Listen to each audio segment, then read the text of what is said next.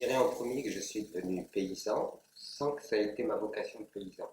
Auparavant, je suis né dans le désert, j'ai vécu donc ce qu'on appelle la double culture française et africaine. J'ai vécu à Paris pendant un certain nombre d'années et c'est là que j'ai pris conscience que, disons, la logique actuelle, c'est-à-dire le monde de la technoscience ne m'intéressait pas en tant que tel. Et donc, je suis retourné à la terre et fondé une famille en Ardèche où je vis. Et je suis devenu donc, à cette occasion-là, après avoir connu le monde, disons, de l'industrie dont je récuse les fondements, en quelque sorte, j'ai connu le monde rural. Et là aussi, j'ai été mis en contact direct avec la problématique rurale et ce que sous-entendait aujourd'hui finalement la ruralité. Et on pourrait dire en gros que en quittant la ville, je pensais avoir tourné le dos à l'obsession productiviste du système, et cette obsession productiviste, je la trouve à la campagne, mais ravageuse parce qu'on on avait établi une loi de la productivité, aussi bien industrielle qu'agricole, etc. Et là, on avait introduit aussi des modes de production, dans le mode de production, pour avoir plus d'efficacité, évidemment des techniques modernes, incluant beaucoup de chimisme et de mécanique. Et tout cela me paraissait incompatible avec la Terre qui est vivante, qui est sensible, qui est... Je ne suis pas contre la mécanique, mais à condition qu'elle soit raisonnée. Mais ce qui m'a paru surtout de fondamental, disons, on pourrait dire la rupture fondamentale aujourd'hui, si on voulait tout résumer et établir et vraiment définir la rupture, c'est que les êtres humains, l'espèce humaine, dans ce système-là, n'est pas en conformité avec les règles de la vie. Et par conséquent, elle se condamne à mort, tout en entraînant évidemment dans des dégâts et des détériorations importantes au système vivant. Et si on ne renoue pas cela, je pourrais dire que le danger majeur est là. Voilà. Et c'est pour ça que je suis devenu donc petit à petit expert dans le domaine de l'agriculture biologique, écologique. Je suis allé en Afrique, j'ai beaucoup travaillé à, à enseigner aux paysans des méthodes respectueuses de leur milieu, régénérant leur sol, leur permettant de produire sans avoir besoin d'intrants, parce que le problème de l'agriculture moderne, c'est qu'elle est la plus coûteuse de toute l'histoire de l'humanité. Il vous faut à peu près, disons, 10 à 12 calories énergie pour produire une calorie alimentaire. Jamais de toute l'histoire de l'humanité, on a pu mettre en route un système aussi dispendieux. Et ce système dispendieux, on a pu le mettre en route parce que justement, les pays qui ont produit ce système-là disposaient de la planète entière pour aller chercher les ressources pétrolières, tout ce qu'il faut pour pouvoir être dans cette orgie du productivisme. Cette orgie du productivisme n'aurait jamais pu atteindre les niveaux qu'elle a atteints sans l'énergie, la matière première dont l'Occident en particulier disposait sur l'ensemble de la planète. Et donc on a établi ainsi un quiproquo, c'est-à-dire un malentendu dont nous voyons aujourd'hui apparaître les dangers, parce que derrière ce malentendu, disons, sous-entend des dégradations en série. Ça sous-entend bien sûr une terre malmenée, donc qui est dégradée, les humus des sols qui disparaissent, les substances que l'on met pour produire, elles s'infiltrent dans le sol, polluent les nappes.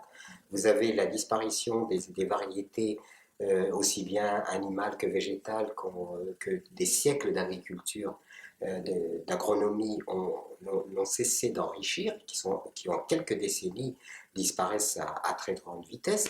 Vous avez bien entendu la disparition graduelle des paysans, parce que ce système du productivisme concentrationnaire eh bien, n'a qu'une logique, c'est la logique de la productivité économique, et donc du PNB, de l'augmentation du PNB national, et tout cela génère évidemment tout un cortège de dégradation sociale, écologique, économique, et à tous les niveaux. Agroécologiste s'adresserait plus peut-être dans les pays du Sud. Enfin, quand je suis allé j'étais agrobiologiste en France, donc je faisais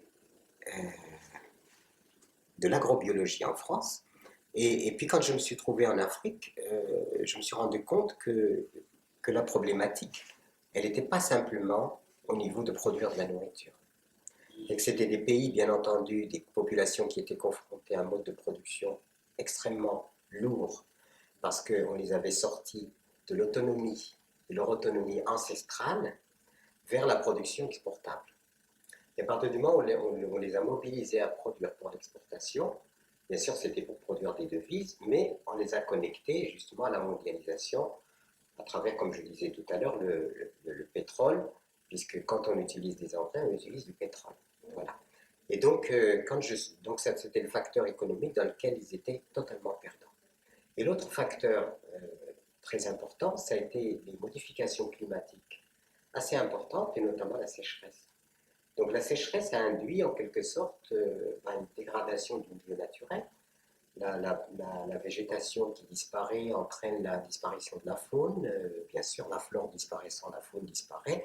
Les sols sont dénudés. Les sols étant dénudés, ils sont soumis à l'érosion du vent, à l'érosion de l'eau. Et puis petit à petit, les gens ne peuvent plus vivre et vont s'accumuler vers les villes. Alors face à ce double problème qui était à la fois comment produire sans détruire, ce que fait l'Occident de façon terrible, il produit en détruisant. Comment produire sans détruire, mais comment à la fois intervenir sur le milieu naturel, ça a donné l'agroécologie, c'est-à-dire l'agriculture, en termes de production, et l'écologie.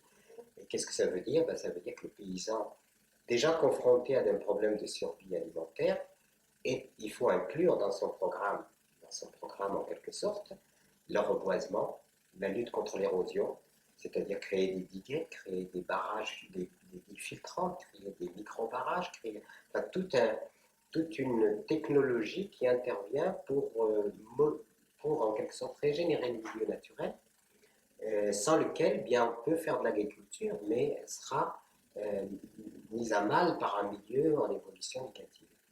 Donc il faut à la fois intervenir sur le milieu naturel, en tant que pour l'aménagement de l'eau, pour qu'il y ait moins de déperdition d'eau, le vent, etc. Et en même temps, alors c'est ce que j'ai appelé en 81 l'agroécologie et que j'ai introduit donc au Burkina Faso. La biodiversité, c'est-à-dire que aussi loin qu'on recule sur notre réalité écologique, elle est faite de biodiversité. C'est-à-dire que toute la planète dans son ensemble est un ensemble biodiversifié. Et c'est grâce à cette biodiversité que les équilibres se sont faits et que nous sommes vivants nous-mêmes. Sans cette biodiversité, on ne serait pas vivant. Parce que c'est une loi fondamentale, une règle fondamentale de l'organisation même de la vie telle qu'elle s'est faite depuis les origines. Voilà. Alors cette biodiversité, bien sûr, elle est d'abord naturelle. Et ensuite arrivent les êtres humains qui, avec la fameuse révolution néolithique, passent de chasseurs, cueilleurs, pêcheurs à agriculteurs. Et au moment où l'être humain finalement finit par faire de l'agriculture, il essaye d'adapter ce qu'il est possible d'adapter à l'agriculture.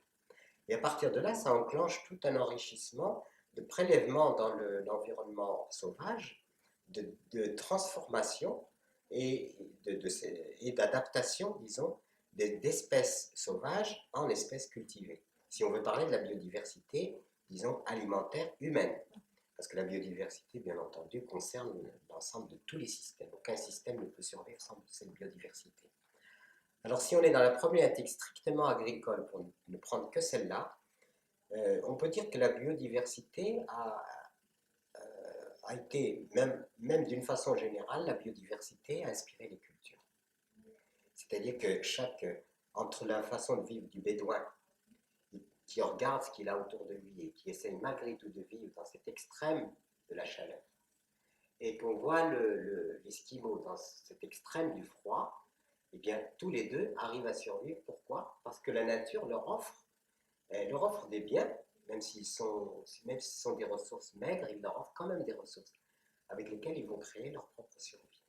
Et entre ces deux extrêmes, vous avez des nuances, si vous voulez, de mode d'existence et de mode de vie, qui partent du principe que l'être humain a su tirer parti de la ressource de la nature pour sa propre survie. Et faisant sa propre survie, il a établi sur ces bases-là sa propre culture. C'est ainsi que l'Esquimau a imaginé l'igloo, par exemple, et l'homme du désert a imaginé la tente, pour ne prendre que ça. Les vêtements ne sont pas les mêmes, etc. Donc l'imaginaire humain a fonctionné sur ce dialogue entre qu'est-ce qu'offre la nature et qu'est-ce que l'homme est capable de transformer par son intelligence et sa conscience pour établir sa propre survie. C'est ça qui donne des cultures. Et à partir de là, ben, l'homme s'exalte, c'est-à-dire qu'il a une dimension qui est esthétique, une dimension qui est spirituelle, une dimension, il va inventer ses chants, il va inventer sa façon d'honorer la vie, de rendre hommage à la vie, de jubiler, de la joie et tout ça. Et bien, cet ensemble-là, qu'on appelle une culture, ne peut pas, n'aurait jamais existé sans sans cette proposition que la nature, sans ce support que la nature a fait. Donc c'est pour ça que la biodiversité est absolument fondamentale. Alors ça, c'est là, on n'a pas respecté la biodiversité parce qu'il y a eu pendant longtemps, disons ce qu'on pourrait appeler, parce que ce qu'on entend par biodiversité, par exemple, eh bien, elle induit ce qu'on appelle les écosystèmes. Et un écosystème, quand vous l'observez, vous vous rendez compte que les éléments sont interdépendants et qu'il n'y a pas de vie s'il n'y a pas d'interdépendance. Et cette biodiversité a été maintenue très très longtemps, et jusqu'à l'époque industrielle. Et j'accuse l'époque industrielle d'avoir rompu, disons, avec cette biodiversité. Parce que dans la vision du productivisme, on s'est dit, ben, on va éliminer tout ce qui en fait n'est pas source financière. On va essayer, disons, d'organiser ce qui rapporte, ce qui produit, et on a en fait renoncé à la polyculture pour arriver à la monoculture. Et la monoculture, ben, ça a évidemment été un processus d'appauvrissement, c'est-à-dire d'élimination de tout ce qui n'est pas, ne rentre pas dans un système financier. Parce que, et c'est là que c'est lié, si vous voulez, au fondement même de l'idéologie moderne, c'est que n'a de valeur que ce qui a un prix. Et à partir du moment où on a de valeur que ce qui a un prix, évidemment, vous niez complètement toute autre valeur. Ce qui fait que ben, on est arrivé petit à petit à se dire qu'est-ce qu'on va faire qui rapporte. Produire, surproduire, rapporter. Parce qu'on a un produit national brut à faire évoluer, on a augmenté. Même si pour augmenter ce produit national brut, ça équivaut à détruire des emplois, à faire, ben, on continue. Et l'agriculture a été extrêmement victime de cela parce qu'on a demandé le paysan est devenu sur le schéma même de l'industrialisation est devenu petit à petit un industriel de la terre.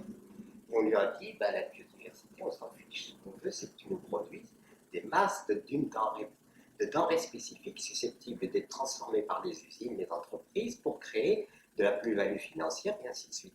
Et donc, on a remis l'agriculture et la nature comme éléments simplement d'une idéologie fondamentale, une idéologie dominante qui est l'idéologie du productivisme et de la monétarisation. Et c'est ça qui a été la ruine en quelque sorte, et les agriculteurs sont devenus effectivement industriels de la terre, complètement pris dans ces rouages de l'engrais chimique, des pesticides, de la mécanique, de tout ce qui en fait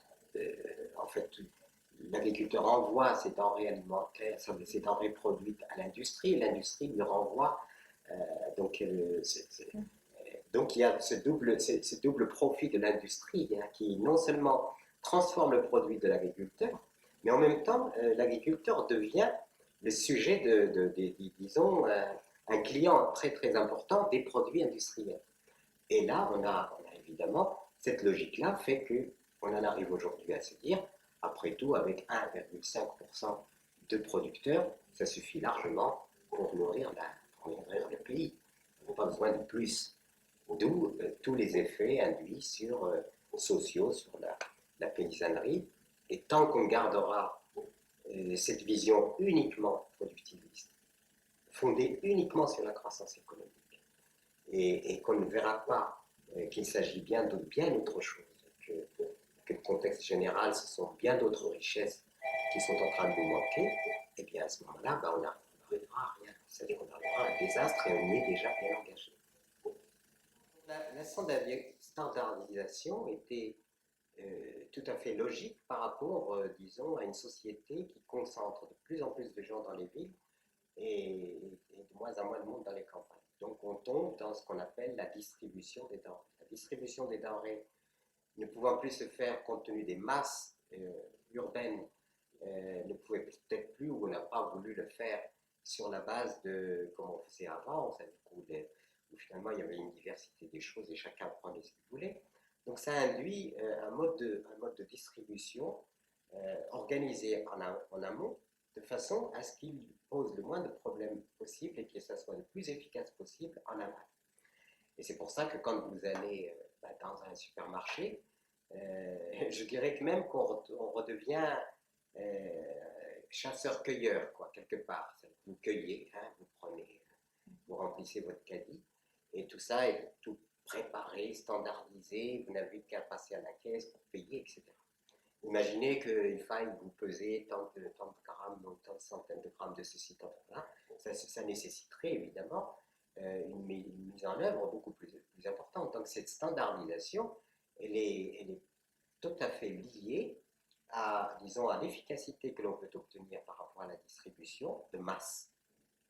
Voilà, de masse. C'est la masse qui fait. Si, imaginez des multitudes de villages ou d'entités humaines disons, relativement limitées, la gestion des choses se ferait autrement. Alors cette distribution de masse fait que, évidemment, elle induit d'autres choses. On est confronté au problème des déchets, au problème des emballages, au problème des... Donc ça induit vouloir rendre accessible à chaque citoyen consommateur les biens de consommation dans des conditions ensuite qui entraînent les problèmes d'hygiène, les problèmes, toute une réglementation. Ça a créé cette forme de standardisation qui, à mon avis, n'est pas que appliquée seulement qu'à la matière, mais l'appliquer aux êtres humains aussi. On standardise aussi les mentalités, on standardise les gens sont standardisés dans leur vision même du monde parce qu'ils sont de plus en plus vécus hors sol quelque part, de façon à... Et alors, ils sont eux-mêmes, à mon avis, standardisés. C'est pas que la marchandise. Et cette standardisation des êtres les rend aptes à fonctionner, évidemment, dans une idéologie, dans un système préétabli, et dont la finalité, c'est comment augmenter le produit national brut et comment augmenter les profits. Ce n'est que ce qui en perd énormément parce que finalement, des gammes très très très larges de produits qu'offrait la nature avant, avec des multiplicités de goûts, en plus des espèces adaptées à des milieux, donc qui nécessitaient beaucoup moins d'interventions phytosanitaires, de soins, etc. Ben, tout ça est en train de se perdre parce que on, on, on conditionne les citoyens à travers la publicité, bien entendu, à ne consommer que selon les standards, là aussi. Parce que, et en consommant selon les standards, eh bien, finalement, on restreint considérablement la gamme de produits qui leur est offerte, et ainsi, ben, ils rentrent dans une espèce d'automatisme de consommation qui leur fait complètement oublier qu'il y a peut-être 95% des richesses qu'offre la nature auxquelles ils n'ont plus accès. Ils n'ont plus accès parce que ça a été mis de côté. Si certaines espèces sont encore sauvegardées, mais je crois qu'il est vraiment temps, et à mon avis, ça devrait faire partie d'un des premiers projets de l'humanité aujourd'hui, si on était vraiment conscient, c'est véritablement la sauvegarde de cette biodiversité qui est absolument indispensable à notre propre survie. Parce que ça fait partie de ce que j'appellerais les biens communs. Et les biens communs ne doivent pas être subordonnés disons, au lucre et à l'argent. Ça doit être quelque chose qui soit reconnu comme le bien légitime de tous. Et à partir du moment où on reconnaît que c'est le bien légitime de tous, que ce soit la terre, que ce soit l'eau, que ce soit la biodiversité donc naturelle, que ce soit les savoirs et les savoir-faire, que ce soit... Donc qu'on fasse en quelque sorte l'inventaire de ces biens vitaux, et ces biens vitaux doivent être politiquement traités autrement qu'on ne traite les autres marchandises. Sinon, il y a confiscation graduelle, et ce que l'on voit aujourd'hui, c'est des populations qui seraient incapables de survivre si les camions s'arrêtaient de fournir des haltes, qui seraient incapables de survivre si des gens, je ne sais où, aux antipodes, ne leur faisaient leur propre nourriture, etc. Je pense que les nouvelles générations doivent déjà se rapprocher, enfin, essayer de comprendre quelle est cette problématique de l'alimentation.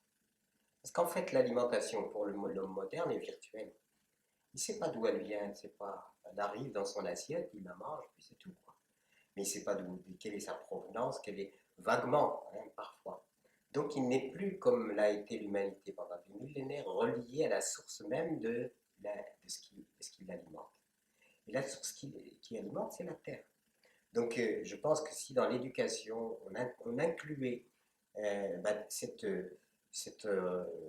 reconnaissance de la terre, cette science de la terre, tout ça ne soit pas simplement réservé aux écoles d'agronomie, mais que ça soit aussi enseigné dès la base aux enfants et que ça fasse partie d'un programme réel. Qu'est-ce que c'est que la terre? Comment elle nous nourrit? Pourquoi? Mais évidemment dans des schémas et dans des options qui ne soient pas les options du productivisme, mais qui soient des options comment comprendre la terre en tant qu'organisme vivant, élaborant des substances, lesquelles substances nourrissent les plantes, lesquelles plantes nous nourrissent, et ainsi de suite. C'est-à-dire comment reconstituer le cercle de la vie entre la terre, le végétal, l'animal et l'être humain, avec bien sûr les éléments que sont l'eau, l'air, la chaleur, la lumière, etc. Et je pense que si l'enfant était déjà replacé un petit peu correctement dans ce- disons, dans cette logique, et qu'il sache où il en est dans cette logique-là et comment ça fonctionne, mais très objectivement, concrètement, pas seulement abstraitement, eh bien je pense que ça serait déjà un premier pas. Mais lui apprendre comme ça, abstraitement, de quoi il s'agit, c'est un peu un leurre. Un peu un leurre, il faut qu'il...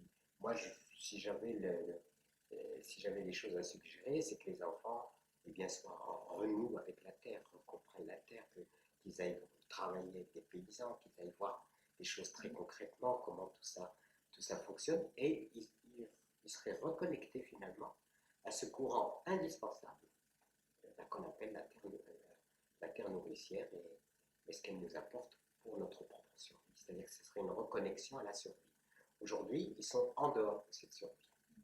Et quoi qu'on fasse, les villes, si vous voulez, si les villes un jour ne sont pas alimentées, elles se rendront compte que la vie n'est pas en ville, elle est à la campagne, elle est à la terre, elle est dans la nature.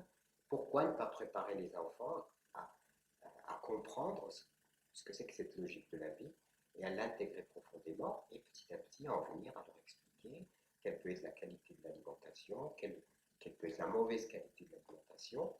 Et donc c'est une éducation qui devrait être, à mon avis, globale mais tangible et non pas seulement.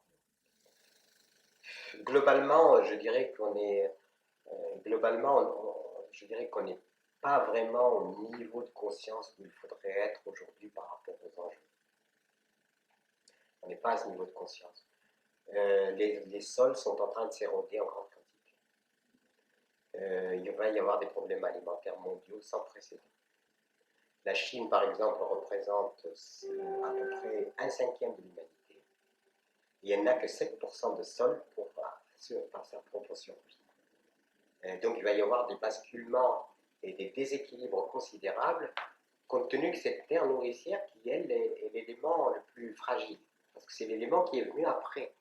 Autant la chaleur, l'eau, l'air, c'est des éléments qui sont diffus. Et autant la Terre, elle s'est créée tout doucement à partir d'une alchimie qui est la plus récente des processus, des processus disons, biologiques, géologiques, qui s'est constituée à partir de la roche-mère, qui s'est faite.